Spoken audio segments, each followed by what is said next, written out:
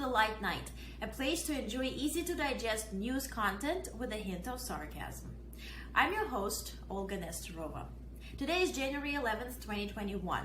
I'm not going to tell you what happened just 5 days ago. You either know it or you don't want to believe it. But there's still some valid points I'd love to make. First and foremost, my heart goes out to those families who lost their loved ones. Some died willingly, some unconsciously, and some as a part of their service to the greatest country on earth. That day, January 6th, will stay in our minds forever and will shine on the backdrop of a global pandemic. One would think we were too tired, too exhausted, and too fragile to take on another virus. But hey, this virus was not foreign. It was and is domestic, it's evil, and it's negligent.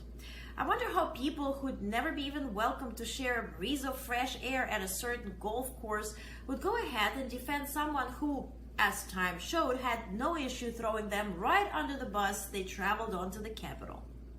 The whole world watched. The whole world is watching and looking at us with sincere impatience, wondering, what are we going to do? 25th Amendment, 14th Amendment, impeachment. How many names do we need to call what is so called for? Stop the crazy. Whatever name you use for it is really up to you. And yes, there's that saying, don't be angry at the clowns and rather ask yourself why you keep going to the circus. See, the circus is here to stay. And if we do not decide that we deserve better, we will never experience any change. This is the program where we share facts, add some jokes, and find balance between anxiety and excitement, which is life, really. So let's talk very briefly about some core issues of today.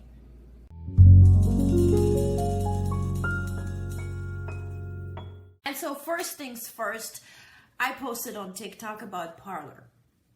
Here it is.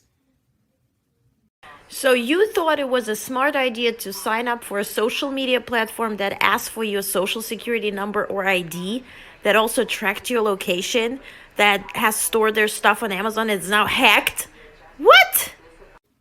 Well, this video was trending. I got so much negativity and so much positivity too, so thank you so much if you were not hateful. And now I love facts, right? I told you I love facts. The facts are, if you sign up for Parler, no, you don't need to put your social security or ID, but if you want to be verified, if you want to be Parler citizen, as they call it, and start conversations and start messaging people, then you need to verify yourself with either social security or ID. So that is the truth, which it's not really required for Facebook or Twitter or any other social media platform. It is required sometimes if you want to post politically motivated content or ads, right? So for instance, Biden campaign or Trump campaign wants to put ads, then they need to verify themselves. So this is the truth. Now, a lot of people started conversations. Of course, people were mad that they had to leave Facebook, that they're censored, so they went to Parler to start all those things. Of course, a lot of people verified themselves. There is a rumor, I did not check that, I think it is a rumor that there is a hacker who hacked Parler and took all the data that they stored at Amazon, AWS, and Amazon storage and shared it either with FATS or someplace. I did not check it. If you know the facts, comment below and let's discuss. But I really want to be sure that I provide information that I check.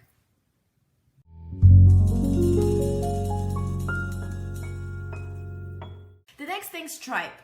So Stripe stopped processing any financial transactions for the Trump campaign. So if you want to buy a hat or a book or donate in any shape or form, Stripe is not going to be able to help you. Stripe joined actually multiple social media platforms.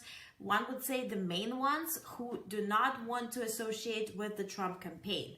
Now, my question is, and yes, there's a lot of people talking about freedom of speech and why and whatnot, right? Because the following was huge that Trump had on Twitter, 86 million plus, or don't quote me, it was over 80 million, which is a lot.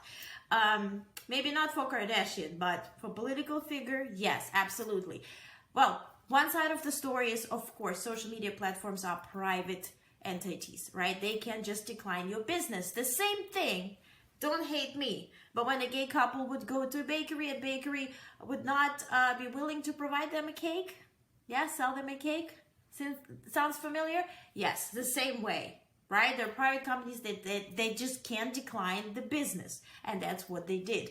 On another hand, of course, we use social media as the main media, right? That's how we get the news, especially politics and journalism. It's all around Twitter. So yes, he lost a gigantic platform that even Parler would not even dream about to have, because they don't even have the infrastructure yet, and now they're closed or whatever.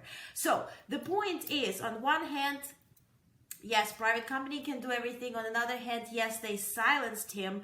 But here's my opinion. Yes, freedom of speech is very important. Here I'm talking to you. If that was not the fact, I wouldn't be sitting here. I would be wearing pajamas, not just on the bottom, but also on top. Yes.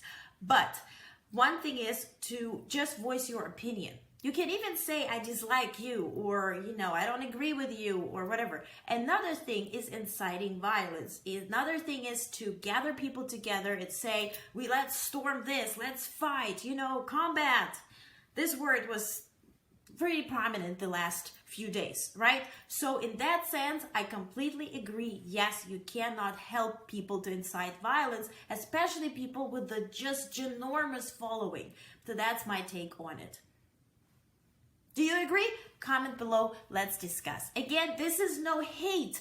I want to make common sense common again. So I want to have open discussion. I'm not pro anybody. I'm pro common sense. And at this point, that's what it is.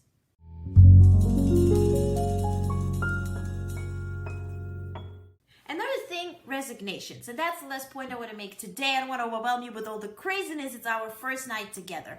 But one would think the ministers who are resigning, they don't want to be associated with the Trump campaign and all the crazy that's going on, right? They're protecting themselves and their identity. Yes. But let's think it this way.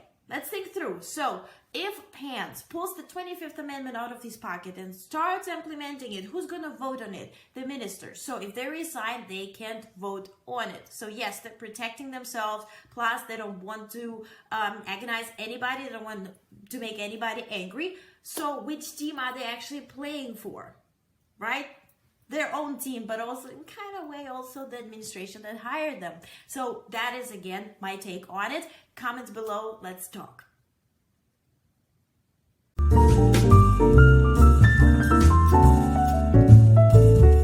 Actions without consequences are fun until they aren't. Yes, there are still too many who allegedly have absolutely no clue. Why are we all freaking out? Imagine life without judgment. What a dream. But the reality has a talent to catch up.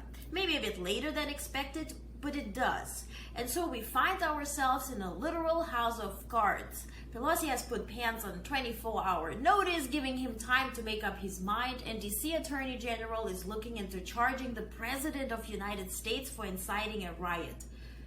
I've never seen a movie like this, and if there was one, I probably wouldn't be really watching because I'm not really into science fiction. But here we are. So let's take this with a grain of salt, with a shot of something warming, and sincere prayer to get us through it all.